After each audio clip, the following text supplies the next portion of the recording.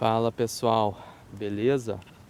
Hoje eu vim falar um pouquinho aqui com vocês sobre a questão da inversão térmica. Não sei se vocês aí já ouviram falar, provavelmente sim. Em algum momento que vocês estudaram geografia na escola, é de praxe termos esse conteúdo, né, da inversão térmica.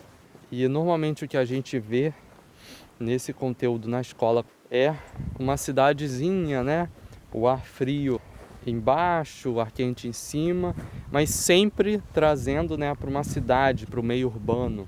Eu vim aqui hoje tentar, né, passar para vocês e dar uma desconstruída nesse sentido, nessa definição. Diferentemente, né, da própria questão da inversão térmica ser numa cidade, isso não ocorre somente numa cidade. E por incrível que pareça, a gente tem a formação da inversão térmica no campo, né, no meio rural, de forma até bem mais intensa do que na cidade.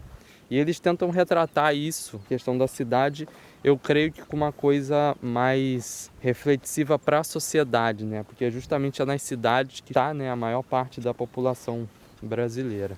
Eu estou aqui nesse lugar, né, no interior do Rio Grande do Sul, um lugar até bem estratégico para a gente conversar sobre isso, porque, ó, vou mostrar para vocês aqui. É um lugar que é uma baixada na minha frente aqui, lados Nordeste, Leste e Sudeste. Temos a baixada aqui do Rio Camaquã. À volta dela temos aqui a Serra do Sudeste, né? Que é a região de Canguçu, Pinheiro Machado e tal. Mas aqui especificamente a gente está entre Canguçu e Encruzilhada do Sul. E aqui a gente tem a baixada, né, do Rio Camaquã. Explicando aqui para vocês, a gente tem alguns morros, né, entre essa baixada. O que acontece na questão da inversão térmica? Trazendo aqui, como eu falei, para o meio rural, né, tirando um pouco dessa questão das cidades do meio urbano. O ar frio, ele escoa, né, para as áreas mais rebaixadas numa situação específica. Quando a gente tem noite de céu limpo, céu estrelado e com ar estável, especificamente nas áreas mais baixas. O que seria o ar estável? Como a própria palavra diz, que há uma estabilidade. Não seja observado vento, porque a gente pode pensar no ar frio nessa situação específica como sendo, por exemplo, uma água, né? Quando chove. Aonde que a gente observa que essa água da chuva vai? Não é para os locais mais rebaixados? Exatamente. O ar frio em noite de céu limpo e com ar estável, ele se comporta exatamente dessa maneira. Porque a gente tem na física que o ar frio ele é mais denso do que o ar quente. Então, quando a gente encontra uma situação dessa que eu comentei, né, de céu limpo, sem nuvem e com ar estável, ele vai se acumulando nas áreas rebaixadas. Porque vai ocorrendo a perda de calor, aquele calor acumulado do sol durante o dia no solo, fazendo com que esse ar quente absorvido pela superfície seja aos poucos perdidos para o espaço. Então esse ar frio ele vai escoando das áreas de encosta e morro para as áreas de baixada, fazendo com que, né, esse ar frio vai se acumulando durante toda a noite.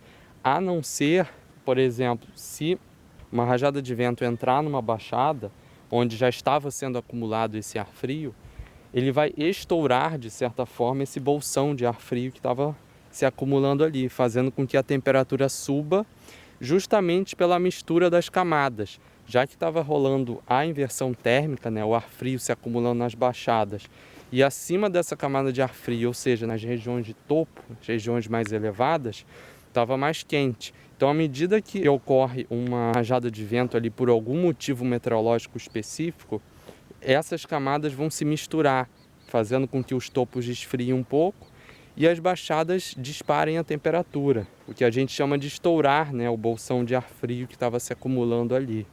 A gente conseguindo visualizar isso, fica muito mais fácil. Quando, por exemplo, você aí que pilota moto, se você usa a moto de manhã muito cedo ou à noite, você quando passa normalmente em regiões de rio e você começa a entrar nessa baixada desse rio, você vai perceber que o ar vai ficando mais frio. Quando você sai, o ar vai ficando mais quente.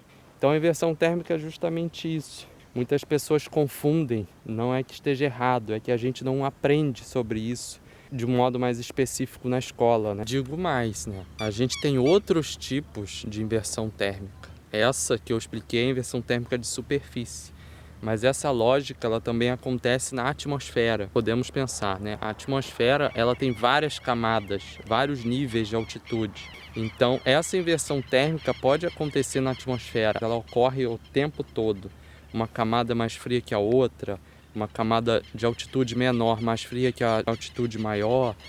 Ao contrário, né, do que a gente pensa, não é regra os topos, as áreas mais altas serem mais frias.